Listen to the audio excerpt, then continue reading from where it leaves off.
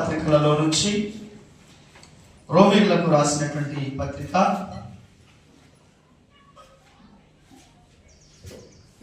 9వ అధ్యాయము 33వ వచనాన్ని చదువుకుందాం. రోమీయులకు రాసినటువంటి పత్రిక చదువు. నేను అడ్డురాతిని అడ్డుబండను సియోనులో స్థాపించుచున్నాను. ఆయన యందు విశ్వాసముంచువాడు సిగ్గుపరచబడడు అని రాయబడిన ప్రకారము వారు అడ్డురాయి తగిలి తొట్టిల్లి పడిరి. దేవునికి స్తోత్రం. హల్లెలూయా హల్లెలూయా హల్లెలూయా. స్తోత్రం చెప్తాం. హల్లెలూయా. చిన్న ప్రార్థన చేసుకుందాం. కృప కలిగిన దేవా యేసు మీకు వందనాలు. మరి సమయానికి మేము వచ్చాము ప్రభువా, మా యందు దయ ఉంచి ఈ వారం అంతా చేసినటువంటి అతిక్రమం బట్టి కాదు, కానీ ఈ నూతనమైన నెలలోనికి మమ్మల్ని అడుగు పెట్టడానికి నేను కృప చూపించాను.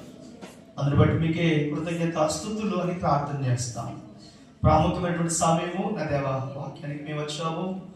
మీ సహాయము మాకు దయచేసి మీ నామముకు మహిమ ఘనత ప్రభావాలు మీరు పొందుకోమని మా ప్రియుడును రక్షకుడు యేసుక్రీస్తు వారి నామం పేరిట అడిగి వేడుకుంటూ మీ నామం మహిమపరుస్తున్నాం పరమ తండ్రి. ఆమేన్. దేవునికి స్తోత్రం. హల్లెలూయా. చదవబడినటువంటి ఈ వచన భాగంలో మనం ఒకవేళ పరిశీలన చేస్తే బైబిల్ ఉన్న వాళ్ళ ద్వారా ఒకవేళ మీరు చూసినప్పుడు అక్కడ ఏం కనబడుతున్నది అంటే, నేను అడ్డు రాతిని అడ్డు బండను సియోనులో స్థాపించుచున్నాను. ఈ వచనాన్ని చదివినప్పుడు నాకు అర్థం కాని విషయాలను, అక్కడ ఉన్నటువంటి కొన్ని విషయాలను నేను మీ ద్వారా కొన్ని తెలుసుకోవాలి అనేటువంటి ఒక ఆలోచన కలిగి ఉన్నాను. ఈ మాట ఎవరు పలుకుతూ ఉన్నారు అని అంటే, మీకు ఏమన్నా తెలుసా? ఎవరు ఈ మాట పలుకుతున్నారు? ఏ భావంలో ఇది రాయబడింది? ఒకవేళ మీరు చదివినప్పుడు దీన్ని ఏమైనా క్యాలిక్యులేట్ చేయగలుగుతారా? ఇక్కడ ఏం కనబడుతుంది అంటే, ఇదిగో నేను అడ్డు రాతిని అడ్డు బండను.